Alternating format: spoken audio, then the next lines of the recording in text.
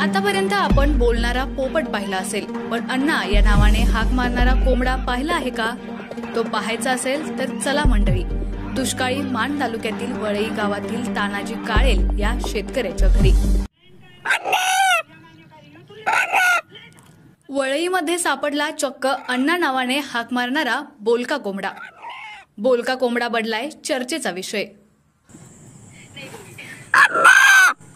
अण्णा या नावाने हाक मारणारा चक्क असा एक कोंबडा आहे, यावर तुमचा नक्कीच विश्वास बसणार नाही.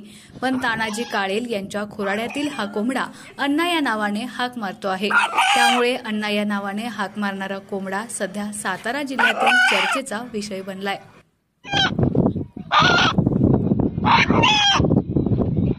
चल चल अण्णा म्हण अण्णा.